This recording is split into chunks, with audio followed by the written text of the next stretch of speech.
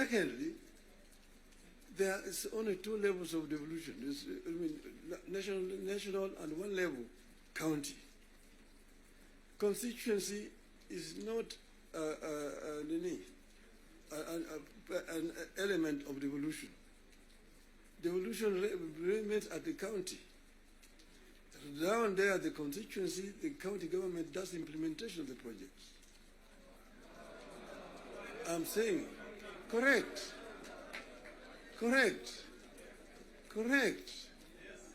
Down at the constituency, it's the county government. By the national government is supposed to do national projects and region down there. And there are functions which are clearly been assigned. Sanctions which have been clearly been assigned to the national government. I will tell you,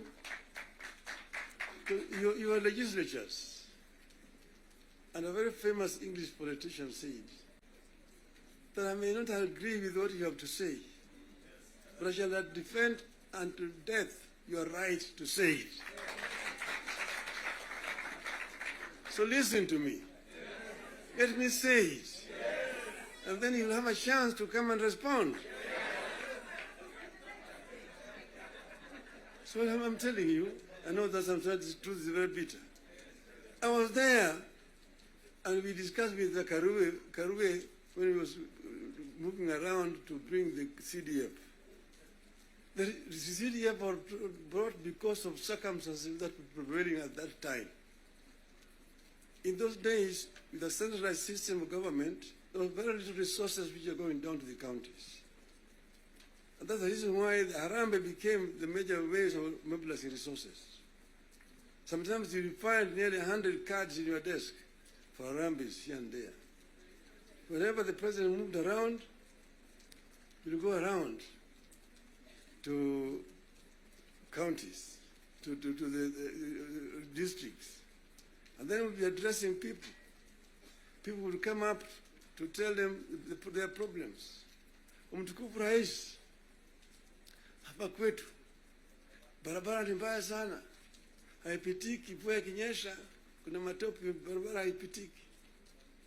Mtukufu Rais, hapa kwetu shule yetu hapa, juzi mvua ilinyesha na upepo kaja katoa paa, watoto sasa wanasoma chini ya mti hapa. Mtukufu Rais, hapa kwetu hakuna maji. Mtukufu Rais, hatuna stima na kadhalika. When he stands to respond, to say, "Nyi mnasema barabara ni mbaya, mnasema hospitali hakuna dawa, mnasema upepo imechukua paa ya nyumba. Mjumbe wenu anafanya nini?" Yeye anapiga tu kelele kule kwa bunge, anapiga tu kelele kwa bunge, hajali mambo ya maendeleo kwake. Kwa hiyo mimi nitatumia mtu kuja kufanya harambee, lakini leo mimi nitatoa pesa ya kujenga hiyo shule, ambayo kujenga hiyo nyumba, nitatoa pesa na kadhalika. That was the end of it.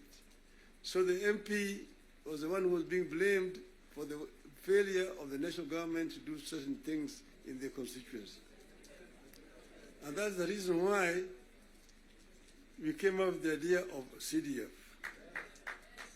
That was that time.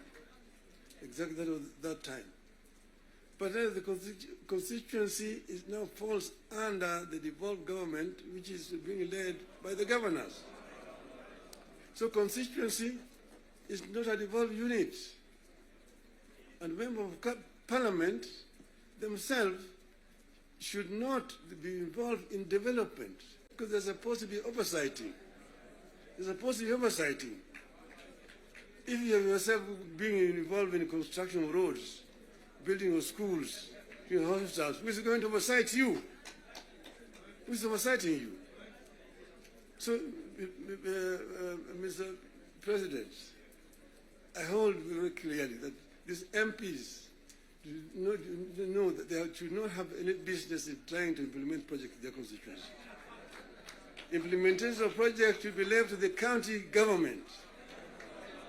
Secondly, the oversight, the national parliament oversight the national government, whether it is the National Assembly or the Senate. Oversighting of governors, the responsibility of MCAs, members of the county assembly, not the senators. It's not the responsibility of the Senate to oversight. Senate wasting time of governors to come and answer questions about roads in the counties. And thirdly, the issue of extortion. The issues of extortion. The issues of extortion. Majority Leader, you talked of, you didn't talk of extortion, you talked of lobbying. Lobbying is okay. In the US, you've got lobby firms which are formed to lobby the members of the Congress. They come to lobby, they're known, they're officially registered as lobbyists. They come to lobby the members of parliament. But lobbying is a different thing from extortion. From extortion. That you have a member, every committee has got a member who is how do you call him? Welfare. Welfare bunge is giving a very, very image of parliament, that members of parliament should not be soliciting funds from because you see, listen to me, you know, the environment that we are creating here in this country is very, very hostile to investments. Foreign investors who come to the country bring their resources in the country to invest it here.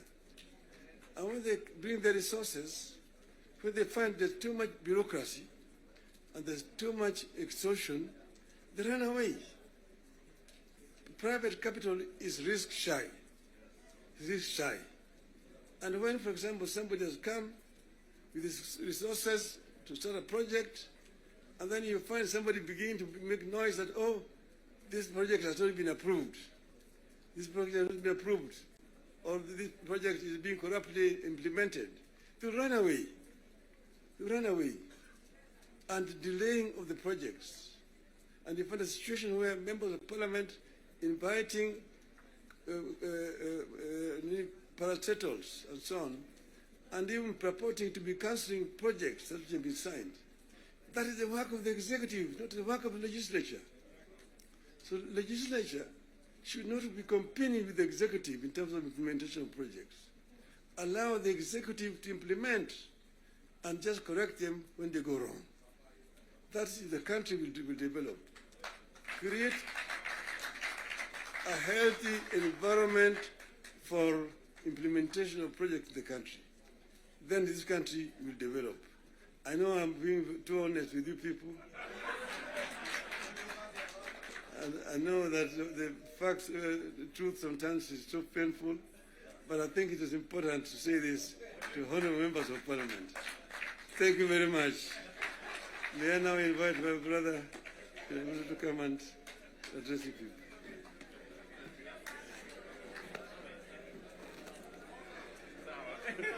Very well.